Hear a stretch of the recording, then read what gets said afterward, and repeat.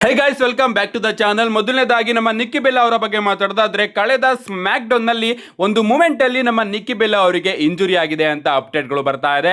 Ring side ಅಲ್ಲಿ ನಮ್ಮ doctors ಗಳು ಬಂದು ನಿಕ್ಕಿ ಬೆಲ್ಲಾ ಅವರನ್ನ ಚೆಕ್ ಕೂಡ ಮಾಡ್ತಾ ಇರ್ತಾರೆ. ಈ ಒಂದು ಫೋಟೋದಲ್ಲಿ ನೀವು ನೋಡ್ತಾ ಇರಬಹುದು. ಅಂಡ್ ಅಪ್ಡೇಟ್ಗಳು ಬರೋದಕ್ಕೆ ಪ್ರಾರಂಭ ಆಗಿದ್ದೇನಪ್ಪ ಅಂದ್ರೆ, ನಾಯಾ ಜಾಕ್ಸ್ ಅವರ ಜೊತೆ ಬ್ರಾಲ್ ಅಲ್ಲಿ ಇನ್ವಾಲ್ವ್ ಆಗಬೇಕಾದ್ರೆ ನಮ್ಮ ನಿಕ್ಕಿ ಬೆಲ್ಲಾ ಅವರಿಗೆ ಲೆಗ್ ಇಂಜುರಿ ಆಗಿದೆ ಅಂತ ಅಪ್ಡೇಟ್ಗಳು ಬಂತು. ಅಂಡ್ ಆಮೇಲೆ ಇದ್ರ ಬಗ್ಗೆ ಕೆಲವೊಂದಷ್ಟು ಕ್ಲಾರಿಫಿಕೇಶನ್ ಸಿಕ್ಕಿ, ಇಲ್ಲ ನಾಯಾ ಜಾಕ್ಸ್ ಅವರ ಜೊತೆ ಬ್ರಾಲ್ ಅಲ್ಲಿ ಇನ್ವಾಲ್ವ್ ಬೇಕಾದ್ರೆ ಅವರಿಗೆ ಇಂಜುರಿ ಆಗಿದ್ದಲ್ಲ, ಬದಲಿಗೆ ಮ್ಯಾಚ್ ಒಳಗಡೆನೆ ಅವರಿಗೆ ಇಂಜುರಿ ಆಗಿತ್ತು ಅಂತ ಅಪ್ಡೇಟ್ಗಳು ಬರೋದಕ್ಕೆ ಶುರು ಆಗಿದೆ. ಏನೇ ಆಗಲಿ ಅವರಿಗೆ ಆಂಕಲ್ ಇಂಜುರಿ ಆಗಿದೆಯಂತೆ. ಅಂಡ್ ಇನ್ನ ರಿಕವರಿಗೆ ಎಷ್ಟು ಸೀರಿಯಸ್ ಇಂಜುರಿ, ಯಾವಾಗ ಅವರು ರಿಕವರಿ ಆಗ್ತಾರೆ ಏನು ಕೂಡ ಅಪ್ಡೇಟ್ ಇಲ್ಲ. ಒಟ್ಟಿನಲ್ಲಿ ರಸಲ್ ಮೀನಿಯಾ ಟೈಮಲ್ಲಿ ನಮ್ಮ ನಿಕ್ಕಿ ಬೆಲ್ಲಾ ಅವರು ಇಂಜುರಿ ಆಗಿದ್ದಾರೆ. ಲಿಟ್ರಲಿ ರಸಲ್ ಮೀನಿಯಾ ಟೈಮಲ್ಲೇ ನಿಕ್ಕಿ ಬೆಲ್ಲಾ ಹಾಗೆ ಬ್ರಿ ಬೆಲ್ಲಾ ಅವರ ಟ್ಯಾಗ್ ಟೀಮ್ ಕೂಡ ಫಾರ್ಮ್ ಆಗಿತ್ತು. ನಾವು ರಸಲ್ ಮೀನಿಯಾದಲ್ಲಿ ಚಾಂಪಿಯನ್ ಆಗ್ತೀವಿ ಅಂತ ಇಬ್ರು ಕೂಡ ಮಾತಾಡಿದ್ರು. ಬಟ್ ಈ ಟೈಮಲ್ಲಿ ನಮ್ಮ ನಿಕ್ಕಿ ಬೆಲ್ಲಾ ಅವರಿಗೆ ಇಂಜುರಿ ಆಗಿರೋದು ಯಾಕೋ ಸರಿಯಾಗಿ ಕಾಣಿಸ್ತಾ ಇಲ್ಲ. ಆದಷ್ಟು ಬೇಗ ಅವರು ರಿಕವರಿ ಆಗ್ಲಿ, ಸೀರಿಯಸ್ ಇಂಜುರಿ ಆಗದೆ ಇರಲಿ, ರಸಲ್ ಮೀನಿಯಾನ ಇವರಿಬ್ರು ಕೂಡ ಮಿಸ್ ಮಾಡ್ಕೊಳ್ದೇ ಇರಲಿ ಅಂತ ಕೇಳ್ಕೊಳ್ಳೋಣ. ನೆಕ್ಸ್ಟ್ ಅಪ್ಡೇಟ್ ಕಡೆ ಬರೋದಾದ್ರೆ, ಇದ್ದಿರ್ತಕ್ಕಂಥದ್ದು ನಮ್ಮ ಬಿಲ್ ಗೋಲ್ಡ್ಬರ್ಗ್ ಅವರ ಬಗ್ಗೆ. ನಿಮಗೆ ಗೊತ್ತಿರಬಹುದು, ಗೋಲ್ಡ್ಬರ್ಗ್ ಅವರ ರಿಟೈರ್ಮೆಂಟ್ ನಮಗೆ ಸ್ಯಾಟರ್ಡೆ ನೈಟ್ ಮೇನ್ ಇವೆಂಟ್ ಅಲ್ಲಿ ನೋಡೋದಕ್ಕೆ ಸಿಕ್ತು. ಅಷ್ಟೇ ಅಲ್ಲ, ಡಬ್ಲ್ಯೂ ಅವರು ಗೋಲ್ಡ್ಬರ್ಗ್ ಅವರ ಸ್ಪೀಚ್ ನು ಕೂಡ ಲೈವ್ ಆಗಿ ಕಟ್ ಮಾಡ್ತಾರೆ. ಅದಾದ್ಮೇಲೆ ಯೂಟ್ಯೂಬ್ ಅಲ್ಲಿ ಗೋಲ್ಡ್ಬರ್ಗ್ ಅವರ ಸ್ಪೀಚ್ ನ ಅಪ್ಲೋಡ್ ಮಾಡ್ತಾರೆ. ಇದ್ರ ಬಗ್ಗೆ ನಮ್ಮ ಗೋಲ್ಡ್ಬರ್ಗ್ ಅವರು ಸಿಕ್ಕಾಪಟ್ಟೆ ಬ್ಯಾಕ್ ಲ್ಯಾಶ್ ನ ತೋರಿಸಿದ್ದಾರೆ. ಲಿಟ್ರಲಿ ಇನ್ನೂ ಕೂಡ ಗೋಲ್ಡ್ಬರ್ಗ್ ಅವರಿಗೆ ಅದ್ರ ಮೇಲೆ ಸಿಕ್ಕಾಪಟ್ಟೆ ಕೋಪ ಇದೆ. ರೀಸೆಂಟ್ ಆಗಿ ಫ್ಯಾನ್ ಮೀಟ್ಗೆ ನಮ್ಮ ಗೋಲ್ಡ್ಬರ್ಗ್ ಅವರು ಬಂದಿರ್ತಾರೆ. ಅಂಡ್ ಅಲ್ಲಿ ಅವರ ಫ್ಯಾನು ಅವರ ಬಳಿ ಪ್ರಶ್ನೆ ಕೇಳ್ತಾರೆ, ನಿಮ್ಮ ಒಂದು ಸ್ಪೀಚ್ ನ ಕಟ್ ಮಾಡಿದ್ರಲ್ಲ, ಅದು ನನಗೆ ಸಿಕ್ಕಾಪಟ್ಟೆ ಪಿಸ್ ನ ತರಿಸ್ತು, ಅಂದ್ರೆ ಚೂರು ಕೂಡ ನನಗೆ ಇಷ್ಟ ಆಗ್ಲಿಲ್ಲ ಅಂತ ಫ್ಯಾನ್ ಹೇಳಿದಾಗ, ಅಫ್ಕೋರ್ಸ್ ನನಗೂ ಕೂಡ ಅದು ಇಷ್ಟ ಆಗ್ಲಿಲ್ಲ.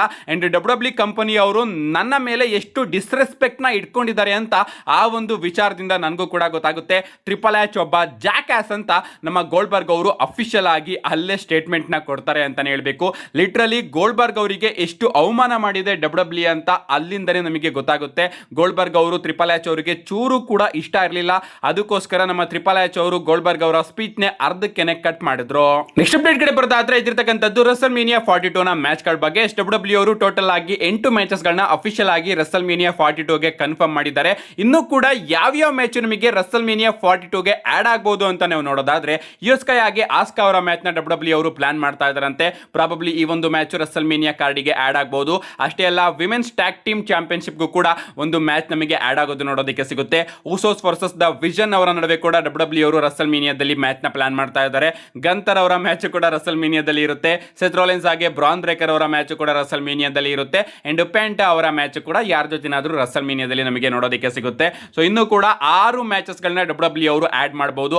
ಅದೇ ಗಾಯ್ಸ್, ಟೋಟಲ್ ಆಗಿ 14 ಮ್ಯಾಚಸ್ ಗಳನ್ನ ಡಬ್ಲ್ಯೂ ಅವರು ಈ ಬಾರಿಯ ರಸಲ್ ಮೀನಿಯಾಗೂ ಕೂಡ ಆಡ್ ಮಾಡಬಹುದು. ನೈಟ್ 1 ನಲ್ಲಿ 7 ಮ್ಯಾಚ್, ನೈಟ್ 2 ಅಲ್ಲಿ 7 ಮ್ಯಾಚ್. ನೋಡಬೇಕು ಇನ್ನ 6 ಮ್ಯಾಚ್ ನ ಡಬ್ಲ್ಯೂ ಅವರು ಎಷ್ಟು ಬೇಗ ರಸಲ್ ಮೀನಿಯಾ 42 ಗೆ ಅಫಿಷಿಯಲ್ ಆಗಿ ಕನ್ಫರ್ಮ್ ಮಾಡ್ತಾರೆ ಅಂತ. ಇನ್ನ ರೀಸೆಂಟ್ ಆಗಿ ಡಬ್ಲ್ಯೂ ಅವರು ಒಂದು ಸ್ಟುಪಿಡ್ ಕೆಲಸನ ಮಾಡಿದ್ದಾರೆ. ಆ ಒಂದು ಸ್ಟುಪಿಡ್ ಕೆಲಸ ಏನಪ್ಪಾ ಅಂದ್ರೆ, ರೀಸೆಂಟ್ ಆಗಿ ಡಬ್ಲ್ಯೂ ಅವರು 2026ರಲ್ಲಿ ಅನ್ಡಿಫಿಟೆಡ್ ಸೂಪರ್ ಸ್ಟಾರ್ಸ್ ಗಳ ನೇಮ್ ನ ಲಿಸ್ಟ್ ಮಾಡಿದ್ದಾರೆ. ನೀವು ಇಲ್ಲಿ ನೋಡ್ತಾ ಇರಬಹುದು, Roman Reigns, AJ Lee, Street Profit, R Truth, CM Punk, Jade Cargill ಹಾಗೆ ಸ್ಟೆಫನಿ ವೆಕರ್. ಇಷ್ಟು ಸೂಪರ್ ಸ್ಟಾರ್ಸ್ಗಳು 2026ರಲ್ಲಿ ಸೋತೆ ಇಲ್ವಂತೆ. ಲಿಟ್ರಲಿ ಸೋಲೋದಕ್ಕೆ ರೋಮನ್ ರೈನ್ಸ್ ಅವರು ಎಷ್ಟು ಸಿಂಗಲ್ಸ್ ಮ್ಯಾಚ್ ಅಲ್ಲಿ ಕಂಪೀಟ್ ಮಾಡಿದ್ದಾರೆ ನನಗಂತೂ ಅರ್ಥ ಆಗ್ತಾ ಇಲ್ಲ. ಇನ್ನ ಸ್ಟ್ರೀಟ್ ಪ್ರಾಫಿಟ್ ಅವರು 2026ರಲ್ಲಿ ಬಂದೇ ಇಲ್ಲ. ಅವ್ರನ್ನೆಲ್ಲರದು ಕೂಡ ಲಿಸ್ಟ್ ಅಲ್ಲಿ ಹಾಕುವಂತಹ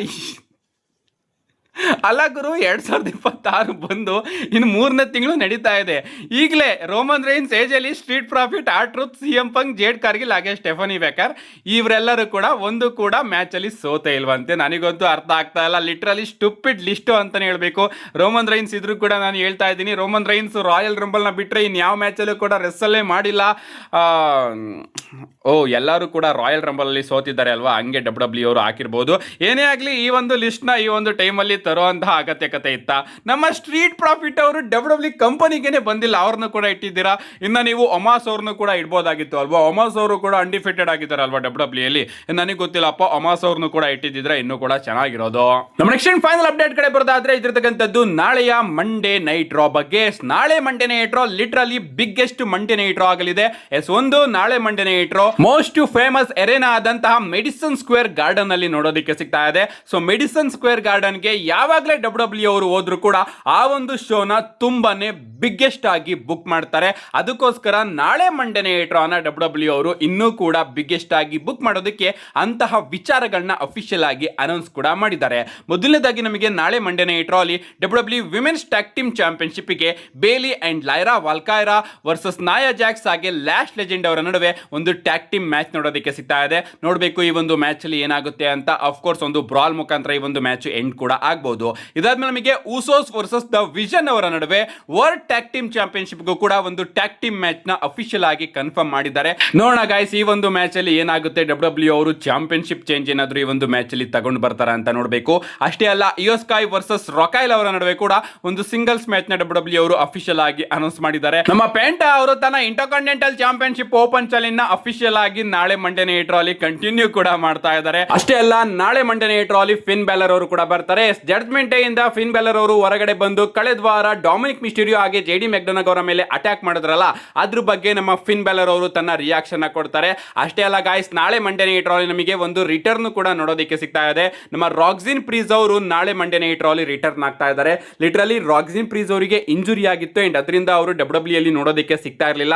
ಇದನ್ನು ನಾನು ಮರ್ತಾ ಇದ್ದೆ, ಯಾಕಂದ್ರೆ ಸ್ಟೋರಿ ಲೈನ್ ಅಲ್ಲಿ ಅವರ ಅಗತ್ಯಕತೆನೇ ಇರಲಿಲ್ಲ.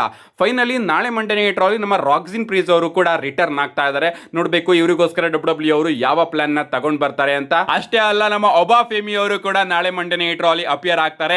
ಕಂಟಿನ್ಯೂಸ್ ಆಗಿ 2 ವಾರ ಒಬಾ ಫೇಮಿ ಅವರ ಕೈಯಿಂದ ಒದೆ ತಿಂದಂತಹ ಬ್ರಾಕ್ ಲೆಸ್ನರ್ ಅವರು ನಾಳೆ ಮಂಡೇ ನೈಟ್ ರಾಲಿ ಏನ್ ಮಾತಾಡ್ತಾರೆ ಅಂತಾನೂ ಕೂಡ ಡಬ್ಲ್ಯೂ ಅವರು ಒಂದು ಸೆಗ್ಮೆಂಟ್ ನ ಅನೌನ್ಸ್ ಮಾಡಿದ್ದಾರೆ. ಎಸ್ ಬೀಸ್ಟ್ ಬ್ರಾಕ್ ಲೆಸ್ನರ್ ಅವರು ಕೂಡ ನಾಳೆ ಮಂಡೇ ನೈಟ್ ರಾಲಿ ಬರ್ತಾರೆ. ನೋಡ್ಬೇಕು ನಾಳೆ ಮಂಡೇ ನೈಟ್ ರಾಲ್ ಆದ್ರೂ ನಮ್ಮ ಬ್ರಾಕ್ ಲೆಸ್ನರ್ ಅವರಿಗೆ ಅಪ್ಪರ್ ಹ್ಯಾಂಡ್ ಸಿಗುತ್ತಾ ಇಲ್ವಾ ಅಂತ. ಅಷ್ಟೇ ಅಲ್ಲ, ನಮ್ಮ ಸಿಎಂ ಪಂಕ್ ಹಾಗೆ ಟ್ರೈಬಲ್ ಚೀಫ್ ರೋಮನ್ ರೈನ್ಸ್ ಅವರು ಕೂಡ ಅಂಡರ್ ಸೇಮ್ ರೂಫ್ ನಾಳೆ ಮಂಡೇ ನೈಟ್ ರಾಲಿ ಇರ್ತಾರೆ. ಇವರಿಬ್ಬರ ನಡುವೆ ಫೇಸ್ ಆಫ್ ಕೂಡ ನಮಗೆ ನಾಳೆ ಶೋ ಅಲ್ಲಿ ನೋಡೋದಕ್ಕೆ ಸಿಗುತ್ತೆ. ಕಳೆದ ವಾರ ರೋಮನ್ ರೈನ್ಸ್ ಅವರು ಸಿಎಂ ಪಂಕ್ ಅವರ ಮೇಲೆ ಬ್ರೂಟಲ್ ಆಗಿ ಅಟ್ಯಾಕ್ ಮಾಡಿದ್ರು. ಸೊ ಈ ವಾರ ಸಿಎಂ ಪಂಕ್ ಅವರು ಅದಕ್ಕೇನಾದ್ರೂ ರಿವೆಂಜ್ ನ ತಗೋತಾರ, ರೋಮನ್ ರೈನ್ಸ್ ಅವರು ಸಿಎಂ ಪಂಕ್ ಅವರ ಬಗ್ಗೆ ಏನಾದ್ರೂ ಮಾತಾಡ್ತಾರ. ಹಾಗೆ ಬ್ಯಾಕ್ ಸ್ಟೇಜ್ ಅಲ್ಲಿ ಬ್ಲಡ್ ಲೈನ್ ಸ್ಟೋರಿ ಲೈನ್ ಕೂಡ ನಾಳೆ ಮಂಡೇ ನೈಟ್ ರಾಲಿ ನಮಗೆ ನೋಡೋದಕ್ಕೆ ಸಿಗುತ್ತೆ. ಇಷ್ಟೆಲ್ಲ ವಿಚಾರ ನಮಗೆ ನಾಳೆ ಶೋ ಅಲ್ಲಿ ನೋಡೋದಕ್ಕೆ ಸಿಗುತ್ತೆ. ನಾಳೆ ಮಂಡೇ ನೈಟ್ ರಾ ಬೆಳಿಗ್ಗೆ 5 ಯಾರು ಕೂಡ ಮಿಸ್ ಮಾಡ್ಕೋಬೇಡಿ. ಮಿಸ್ ಮಾಡ್ಕೊಂಡ್ರು ಕೂಡ ನಾಳೆ ಆದಷ್ಟು ಬೇಗ ವಿಡಿಯೋನ ಅಪ್ಲೋಡ್ ಮಾಡ್ತೀನಿ. ಅದಕ್ಕೋಸ್ಕರ ಚಾನಲ್ನ ಸಬ್ಸ್ಕ್ರೈಬ್ ಮಾಡ್ಕೊಳ್ಳಿ ಅಂತ ಹೇಳ್ತಾ, see you guys in my next video.